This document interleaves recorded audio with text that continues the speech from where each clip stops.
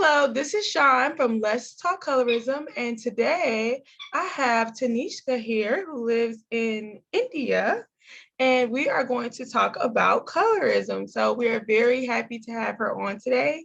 Did you want to introduce yourself or say anything about yourself?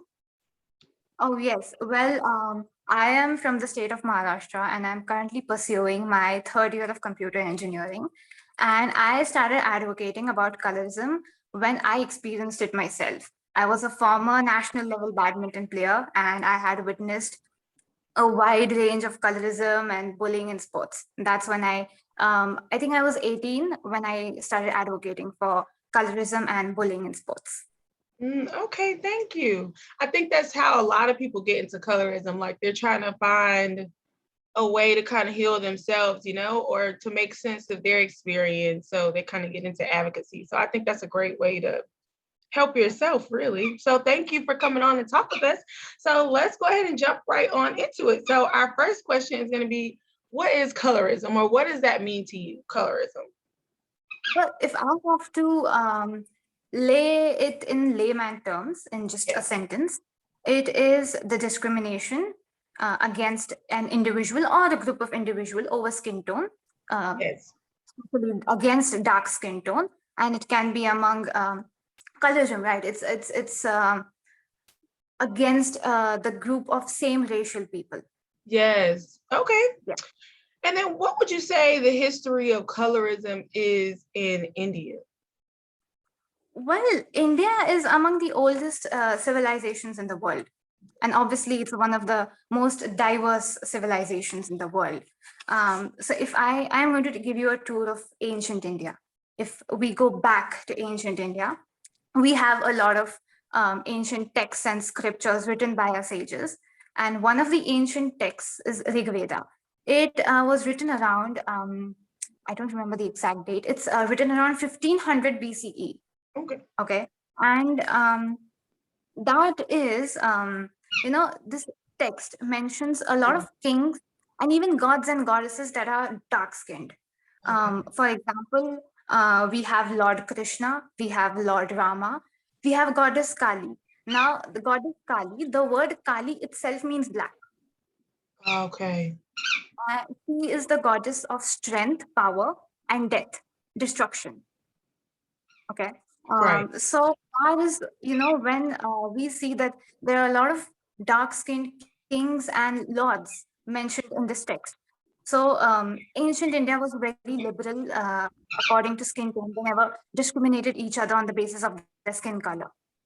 After that, after a certain period of time, India was invaded by Mughals and the Muslim rulers who came from the Arabic or the Persian belt and who were comparatively fairer than compared to the native Indians. Mm. That was the first phase. I'm so sorry. I was like, I don't want her to hear squeaking. It's actually cute. My cats do the same. I'm so sorry. No, it's all right. Okay, I'm like after the last one, I was like, okay, it's either this is gonna interrupt her, or I'll just have to get up and like just grab it. So I'm so sorry. I didn't mean to interrupt you. Please, I hope you know which place you stopped at. Yes. Okay. I was talking about the Muslim invasion, Yes. the Mughal invasion, who came from the Persian belt or the Arabic belt, and who were comparatively fairer than the native Indians. So Yes. that is when I think the first, it might have happened that it was the first strike of colorism, but still there are no such incidents mentioned about colorism. There's no such discrimination that was mentioned in history that happened during the Mughal rule or the Muslim invasion. But after the Muslim invasion, it was the British that invaded India. And that was when they came to India and they established the white supremacy. They claimed themselves as, Exactly. intelligent, smart people who have come and they treated Indians very cruelly. So it was ingrained into the Indian mindset that Indians have to be ruled by the white people because British ruled India for around 200 years. So that is when the white supremacy started, and when British came in India, Mhm. there were a lot of restaurants, there were a lot of educational institutes that were banned for Indians. Like it was written, black Indians not allowed, black prohibited for black Indians. Mm. Even our prime minister at that time, Pandit Jawaharlal Nehru, he was a prime minister in 1947 when we got the independence. Even he was denied membership to one of the most elite clubs of elite British clubs. The prime Yeah. minister now? Yes. He was the Wow. prime minister in So is he a 1947. colorism advocate, anti-colorism advocate? Well, Pandit Jawaharlal Nehru actually he played a huge part in the freedom fighting. Okay. For India, yes, yes, yes. And after India got freedom, he was elected as the prime minister in 1947. Oh, wow. Okay, that's interesting. Yes, and even he was denied access to the club of Yeah. the Britishers. If I was Yes, him, I would have closed it down when I became prime minister. and there was, I think, we had a huge famine while the British were Yeah. ruling us. We had a huge famine in the part of the Bengal province. Now, I don't remember the person who said that. If anyone knows out there, they can actually tell me who the person was. Were dying due to hunger. And we had this great freedom fighter, Mahatma Gandhi, who actually used to practice non-violence to Yeah. help free India. Yes, yes. I think, the British, uh, he mentioned Gandhiji and he said that, oh, a lot of people are dying in Bengal due to hunger and famine. I am surprised Gandhi hasn't died yet. Mm. Well, that was the extent to which people were treated, and Based on their skin tone. yes, and a lot of light skinned Indians. There were Indians who were actually light skinned. They were given a lot of preference, or let's just say the Britishers had a little soft corner for them, and Mm. Indians were divided into light and dark in their own, race.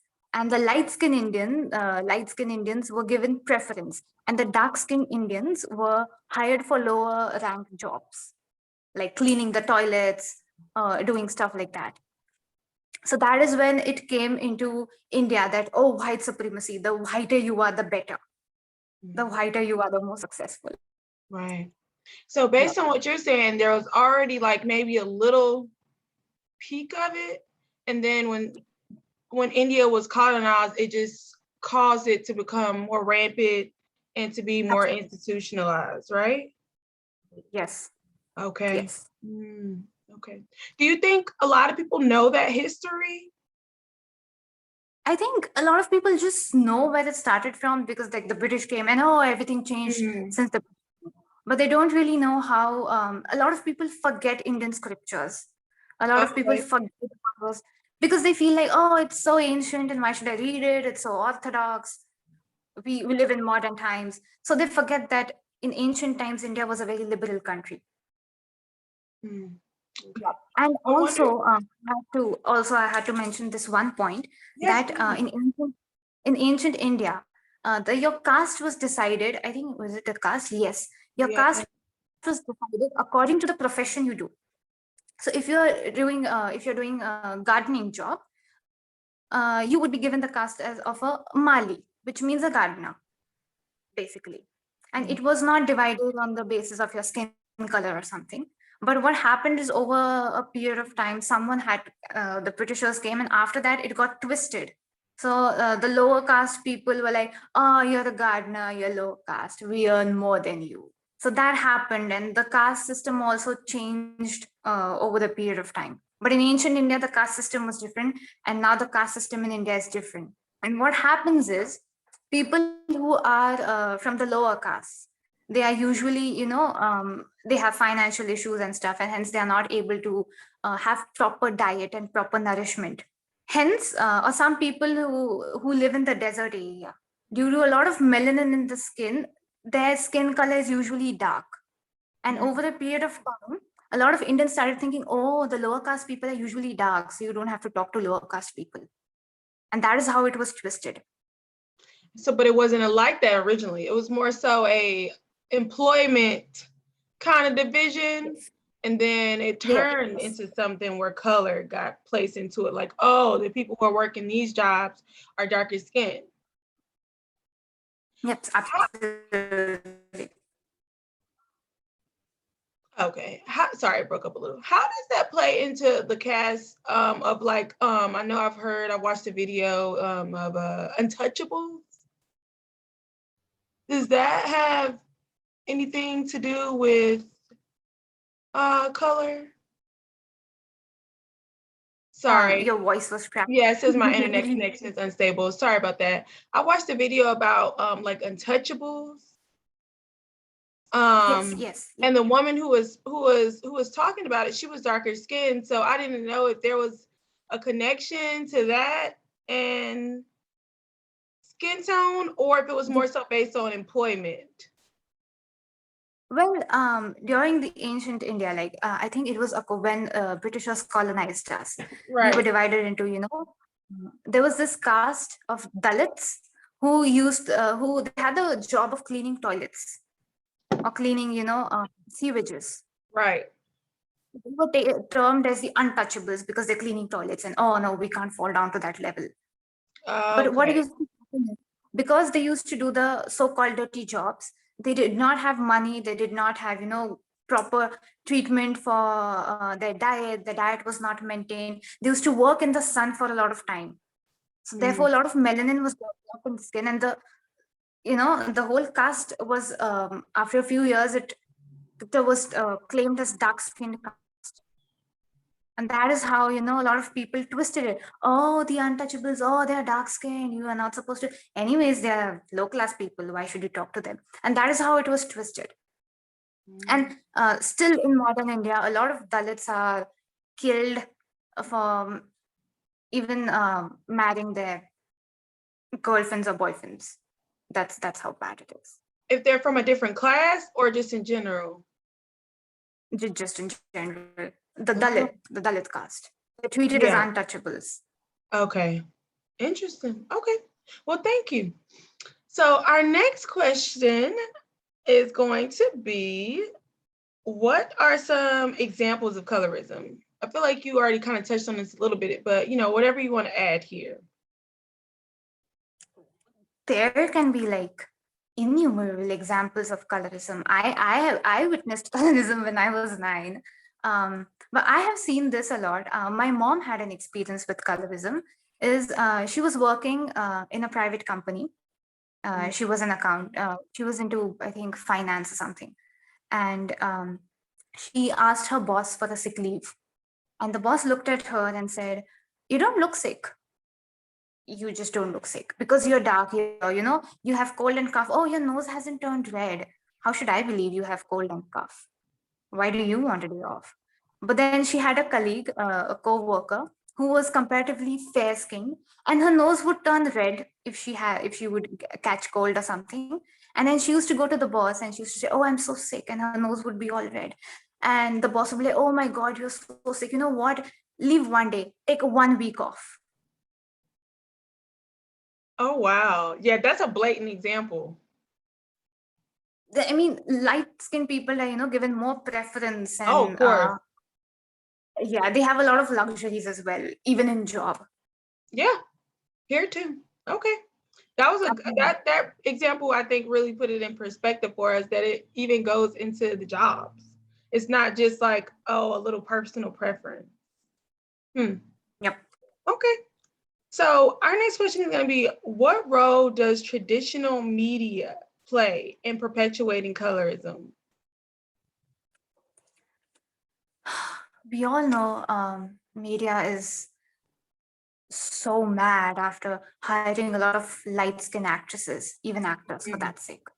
And I came into contact with this woman who, petitioned against Fair and Lovely, and they Yes. changed their name to Lovely.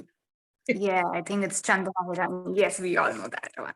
But I came across a statistical survey And the fairness cream and the market rate of those fairness production cream, it is around $450 million, the rate of the fairness cream. And it Mhm. increases 15 to 20% every year.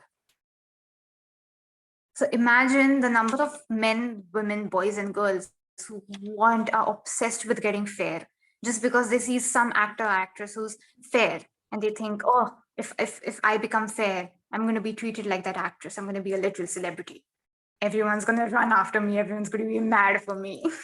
Right. That is one point. Mm. No one wants to talk about it. It's like, ooh, it's people don't admit that, oh, I'm using a fairness cream. They just want to use it behind closed doors. Nobody wants to address the issue. Even a lot of actors and actresses, but I think there's a South Indian actress, I forgot her name. She came up against this slogan, be unfair and be beautiful. Right. Something like that. And she petitioned, like, why should all actresses be fair skinned? And I think there was a law in 2014 that the advertising standard of Advertising Standard Council of India, they passed a law in 2014 that any ads which show dark skinned women as inferior would be banned in India. Mhm. Good. But That's a good start. Oh. it has not worked at all.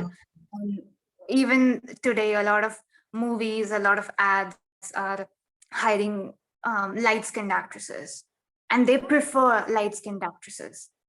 And if some child in the family says, I want to become an actress when I grew up, I want to become an actor when I grew up, the first thing the family will tell them, of, please, first become fair first. Nobody's going to hire you like that. Nobody's going to cast you like that. You need to apply a lot of bleach on your face.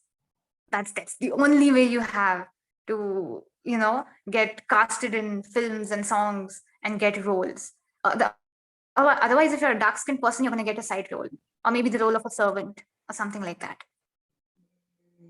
so it's a lot of the actors endorsing kind of the fairness creams or being in the commercials about them, and also like a preference for lighter skinned actors, and also just the advertisements period that are casting darker skinned women in a negative light or promoting bleaching, it seems like. Yeah, it's actually everything combined. It's everything combined. So that kind of the actors are playing into it as well.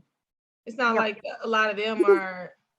because if an actress is going to endorse for a fairness scheme, she's going to receive a huge sum of money. And the Mm, actress is like, well, I need money. How am I going to feed myself? How am I going to buy my meals? How am I going to do my facial and spas and go to Maldives for a vacation? So it's more like, you know what, do hell with the world. I am going to endorse a fairness cream because I need money. It's like that. And then the people are like, oh, she's endorsing. Oh my God, she's so good. If I become fair, everyone's going to treat me like a celebrity. All boys, all girls are going to be mad for me. That's the general mindset which has been ingrained here in Indians. that the fairer you get, the better they treat your treatment. Absolutely. Okay. So with that, what role do you think colorism plays in dating and marriage? Well, India has a lot of arranged marriages. I think a lot of people know that it's really common to find arranged marriages in India.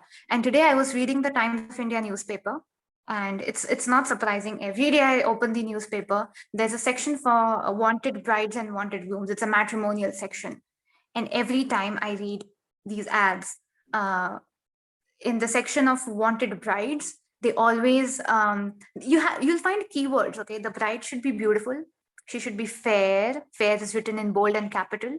She should be calm, god fearing, and homely, and well cultured as well, and should know cooking as well.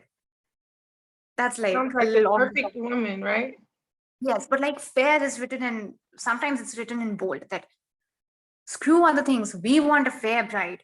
But if you see the wanted groom section, it will be like, oh, we Mm. want a progressive groom, a like-minded groom, modern groom. That's all I ever find. Or maybe a tall groom. You'll never find anything like a fair groom. There are advertisements which say like, "Oh, we want a fair groom," but it's not. It's It's less common. as to women. Yes, Mhm. a lot of women brides. Oh, we want a fair bride. Oh, we want a good-looking bride. We want a slim bride. She should be in shape, in figure. We don't But care very, about her very education. specific. Very specific. We don't care about her education. She should not be, a lot of people also say she should not be an engineer or a doctor, something just like a graduate. We want a less educated bride. Hmm. A lot of these marriage advertisements, and then there are ads of advertisements of vaginal washes. I think you know these What are they? vaginal washes, which claim that your vagina can become fair, like the Oh down God. there. They I've claim heard of that it can something be fair. similar. I mean, that's a thing like in my community too, that the vagina is supposed to be fair or that they're Uh, more attractive if they are yeah. lighter. So And yeah. I have seen, I have seen a living example. I won't take any names, but I have seen a guy. I have seen a guy buying it for his girlfriend so that she looks good down there. I don't understand the Imagine logic getting that behind from it. someone. Thank you. Like, Imagine getting it as a gift from your boyfriend. So, oh, I just want you to look good down there. It's very and even when it comes to arranged marriages, so like the bride is getting married and she has a lot of rituals and traditions to be followed before the marriage.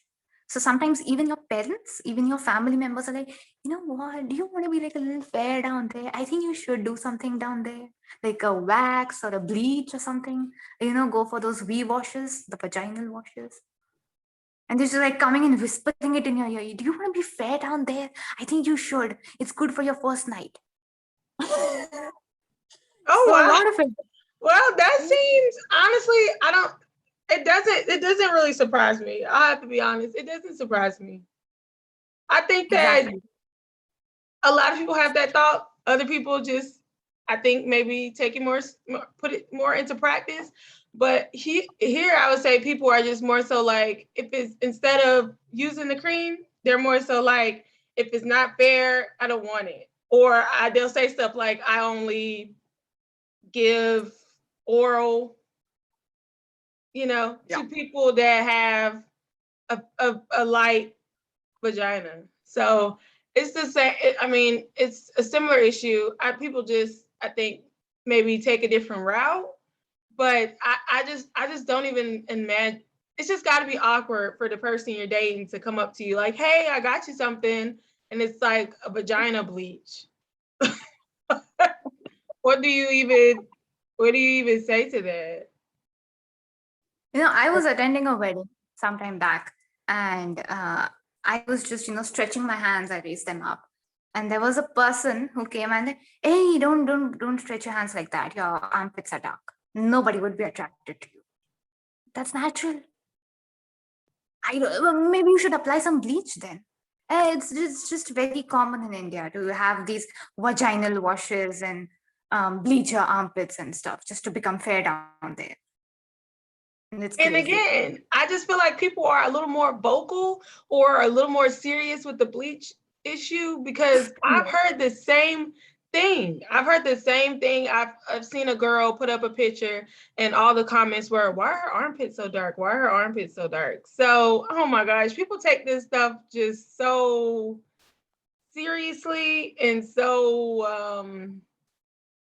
I don't know what to say, but to actually come up to somebody and say that, see, I just think people haven't like karate chopped them enough because it's like you would know not to come up to somebody and say something like that to them because that's such a horribly rude thing to say. And it's like, it's I my just find armpit. I just find it very weird, strange, and gross at the same time because Yes. it just shows a lot about the front person, what kind of mindset the front person has. It's just a huge red flag. It's a when it huge comes to this. red flag. Thank you. That just tells me I don't need to interact with you at all. And it's so hard to kind of advocate for yourself in those situations when that happens. Because it's like, what do you say? Thank Exactly. you. Okay, I appreciate the advice. Okay. So, okay, we talked about how it plays in dating and marriage. What would you say about how it affects education and schooling and even friendships?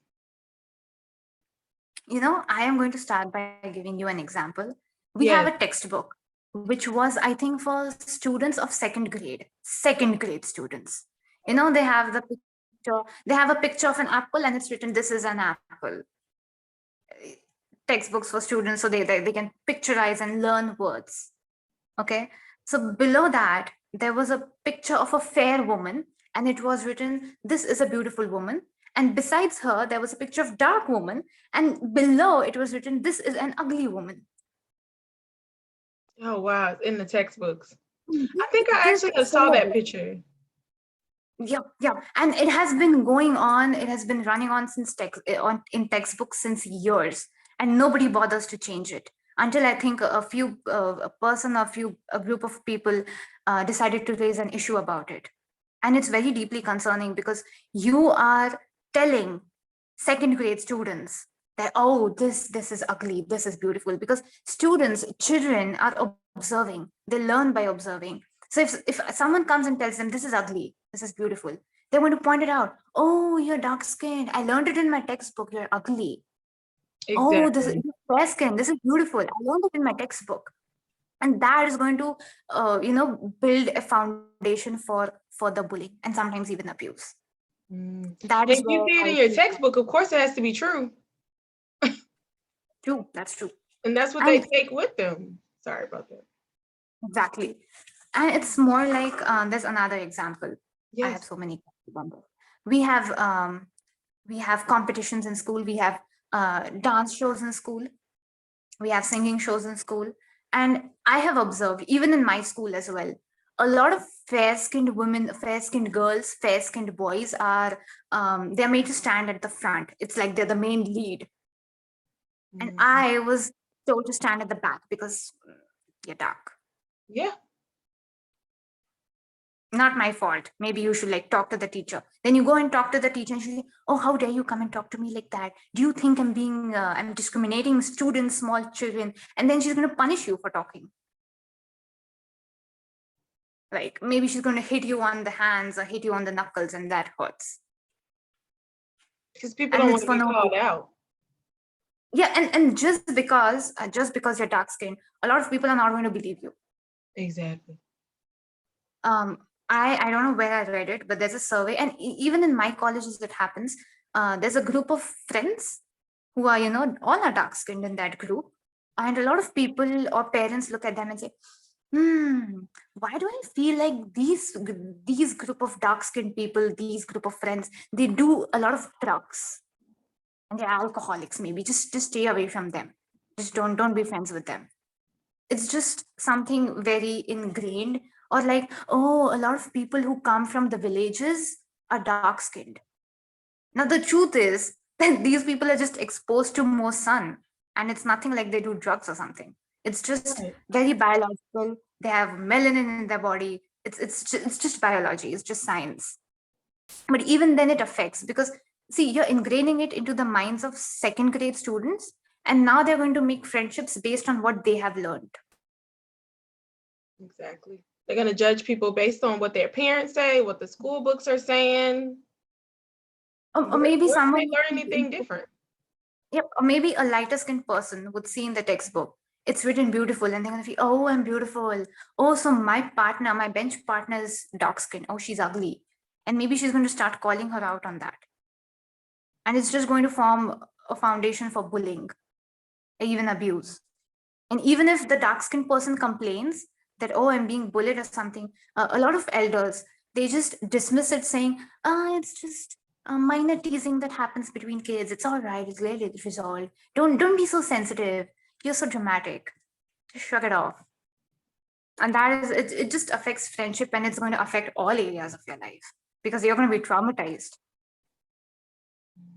So it seems like from what you're saying, it's in the textbooks, and the textbooks are saying certain things, and then it kind of pours into the friendships because, say, you see, dark skin is ugly. You don't, you then say, I don't want dark skinned people to be my friends, or you start treating your dark skinned friends negatively, or you're judging groups of dark skinned people. And it's this common notion in India that if you're dark, you can't wear dark colors. Like, oh, you're wearing black. You're already black. Why do you want to wear black? Or I was invited to a party by a person, and the person's friend looked at me and told me, "Oh, you are going to come at a party. You're so dark, you won't even be visible at night." It's such a I mean, hurtful joke. yes, that is. It's just colorism at So its hurtful. finest. But then there are light skinned people who, claim that they can wear anything and still look good. Oh, I can wear black, but you know what? I am fair. So it's just going to look good on me. So a lot of dark skinned people feel like, oh, maybe I shouldn't wear this. So they're like, underestimating and limiting themselves in a lot of areas. What's so interesting is, like, in my experience, I guess in my community, if you're dark skinned, you're not supposed to wear bright colors. So you're supposed to, yeah. If you're dark skinned, you're not supposed to wear like yellows and reds, and you're not supposed to wear really certain lipsticks because people will say that you're too dark to be wearing bright colors, and that you're just basically being too loud when you wear bright colors. And what's funny is that not funny, what's sad is that the joke about can't see in the dark is a very common joke that people grow up with. And it's common. People will cut off the light and say, where did so and so go, or things like that, to make jokes about somebody being dark skinned. So it's so interesting how cross-cultural some of these issues are, because when you were saying, like, when you're speaking, I was like, oh wow, I've heard that before. But it's interesting that in this case, it's dark colors. Don't wear dark colors if you're dark skinned, because I guess you're blending in or whatever. I don't know, whatever they're calling it. People are just finding Yeah. ways. I relate with the lipstick part, because if a dark skinned person is wearing like a purple lipstick or like a red lipstick, oh, it's too bright. Maybe you should, tone down to simple, or Yeah. maybe just go for new lipsticks. It's very common here. So we got into education, schooling, we did friendships. What about families? How does colorism affect families? I think you touched on this a little bit already, but if you want to add more. Yep. Well, I was the darkest person in my family. Like, I have three cousins. I have two cousins. I am the third cousin. I am the youngest cousin of all. And I was the darkest of all. But then what used to happen is, I was taunted a lot for my dark skin. Like, I remember one of my relatives telling me that, he was telling my mom that, you should do something about the color of skin your daughter has, because if she continues to grow up like this, we might need to find an African, the N word for her, because nobody would want to marry her. Only an African person would want to marry her. And that is how it still, haunts me today, that someone would say this sentence, which makes no sense, and would also use the N word, I know. which is, So and awful.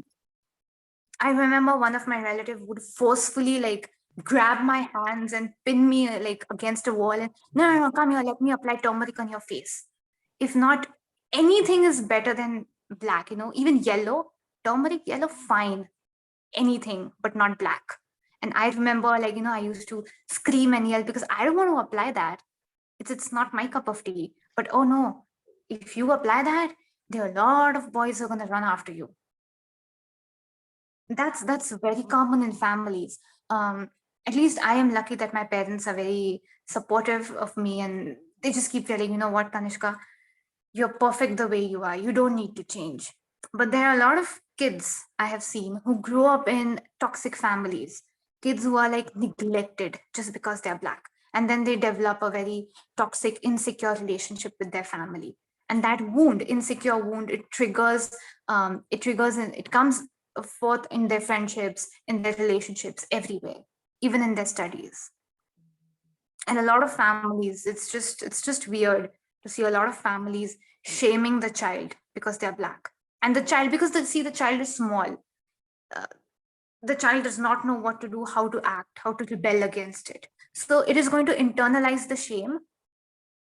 Yeah, and it's just going to form a trauma bond. Based on what you said, I'm wondering if, because I see colorism, but then I'm also wondering, is there a level of anti-blackness that's a little bit in the issue, tied up in the issue as well? Because it seems like some of the issue is with being dark, but then it seems like a lot of it is with looking black, or I guess African American or African.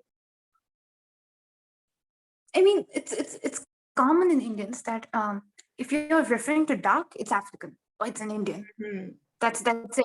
No other person can be dark other than Africans or Indians. So if they have to mention something regarding a dark person, they would either call you an African, not an Indian because you're an Indian, obviously. But so they just, or maybe they just call you the N word. I have seen a lot of students in my school who were being called the N word just because they were dark, or they did not have the European features, the Western features. I've heard that before from someone about being called that, who was Indian, about being called the N-word for being dark skinned. So it's a lot there. It's a lot there. I mean, it just hurts when your own blood, people of your Yeah, own it's blood, very traumatic. you should do something about your skin color, or some N. We might have to find some N groom for you. Exactly. That's very traumatic. Yep. Yeah. Okay. So we already talked about some of your experience. So let me just ask you, okay, what do you think we can do about colorism? We, as we talked about, it's painful. It causes us painful experiences. What can we do about it? Well, I have had a survey.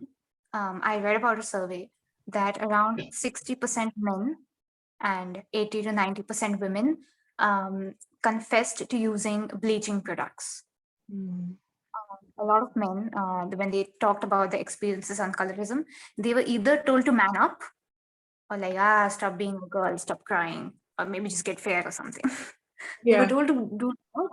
Or either in India, it's covered up. If it's a man and if he's dark skinned, it's covered up with money. So let's say I want to marry, I am of XY. I just found a person, I want to marry that person. A lot of people will be like, you know what? He's dark skinned. No, you shouldn't marry him. But oh, do you know why she married him? I mean, see, marrying a dark skinned person is like, why would she marry a dark skinned person? Maybe he has a lot of money. Ooh, maybe he's a millionaire or something. Or maybe, oh, Mhm. she's a gold digger and she just married him for money. And the same happens with the groom's family. If the groom is dark skinned, his family would be like, well, he's dark skinned, but he has money. He lives abroad, earns. So it's covered by money, or either men are Yeah, told to man up, money is a big way to cover it just to up. cover things. Yep. I have personally seen a lot of families who are covering up their sons by saying, oh, he earns a lot of money. How does color matter? But then they want a fair bride. So they Right. can, Why should color yeah. matter for him, but it should definitely matter for the bride? I have seen a relative tell me that, why you need a fair skinned bride or groom, so that you can show or flex them in public social parties or stuff. Oh, look, I bagged a prize, fair skinned spouse, just to It's not flex. uncommon. It is so not uncommon. That's something I've heard as well, that you're supposed to have Oh, someone light skinned so you can flex them. yep. It's very common over here. I have seen it in my family as well. And I think the first thing what I really want to do is just please stop telling people to man up, or please, stop. You need to stop telling people that you're being too sensitive, you're being too dramatic. What's wrong with you? Maybe just apply bleach or something. We just need to stop invalidating people for once, and actually listen to them, because it's Yes. like they're just going to internalize the trauma and shame, and they're just going to lose self-worth day by day. And it sometimes it just drives them so mad that they choose to end their lives. Yeah, that because that's deep pain. Being told how Exactly. like your physical appearance is it not enough. It's an issue. It's dirty. It's ugly. That's Yep. like who you And are. that's true.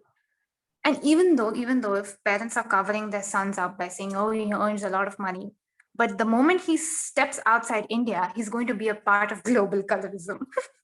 Exactly. You can't stop it over there. He Nope. has to face somebody or the other. So I feel like, the second thing we need to do is unlearn a lot of things, Yes. unlearn myths and misconceptions and the rules that society has set, and then relearn it again in a proper way, in a way that is conducive to everyone. Yes. Unlearning is a big piece of it, I think. And especially we need to learn self-worth, because a lot of Yes. people think self-worth is based on, oh, how good I look. I am wearing Prada shoes, or I'm wearing Prada clothes. Uh, I earn a lot of money. That's my self-worth. I think we really need to unlearn and then again relearn the concept of self-worth, Yes. because Prada is not self-worth. It's It's not. not. And give and wearing it won't give that to you. Exactly. Yeah. I mean, you could look like the most beautiful person on the earth, but maybe you could be a really shitty person from inside, Exactly. and that wouldn't really matter. Okay. It's just saying that looks is not everything, just to put it in very basic terms. We And the have to third thing, change our mind. yep. And the third thing, the most important, is we need to Yes. learn how to put boundaries. Mm. We can be okay with some relative just coming up, Yes. speaking about our color, calling us the N word, and then getting away with it. At some or the other point in life, we have to speak up. Yes. I You agree. can't live your whole life just being, someone commented, you know what? Fine. I'll just do my thing. You're just being a part of colorism. You are being the part of problem by doing that. And I read about bystander behavior in bullying, and Oh I feel yes. like this should be like applied everywhere in life. Because if you see someone shaming someone, the other person, based on their color, I think if someone's witnessing it, at least stand up and speak. See Tell the something, say person, something. yeah, tell the person they're an asshole for doing that. Exactly. Because if you're Yeah. just going to witness it and be like, it's not me, why should I care? You are being a part of the problem. You're basically promoting colorism. That's what it is. The more people that don't speak up, the further it keeps going. Exactly. Exactly. Okay. And I think in India and these countries, colorism is like a huge issue. A lot of bullying, if you see, it happens because either you are a part of the LGBTQIA plus community, or either you're just dark skinned and different. Mm, Different in the sense, either you have like dyslexia, or if you have okay. yeah, it's the bullying is just based on that. It's because you need to feel superior for some reason. What if you had to tell us, leave us with anything, what would it be regarding colorism? What would you tell us? Hmm. I'm coming from a background where I have faced a lot of colorism myself. I would just stick to these 3 points that you need to unlearn, Yes. relearn, boundaries, and Yes. speak up. Because it's like they seem very basic at first. You seem like, Right. she's talking the same thing. I've heard it a million times. But when you actually put it into action, you feel like, oh, it's changing. Oh, I'm making a change. Oh, now I see it's not just a word. It has a lot of, things behind it. And the first thing, I have this whenever I used to find myself in the middle of a panic attack. if someone would just bully me due to my skin color or something, Yeah. I used to do is I used to sit and I just should still sit with the feeling and have a talk with myself, talk to my inner child. What Mm. am I feeling? Why am I feeling? Why exactly am I feeling like that? What can I do about it?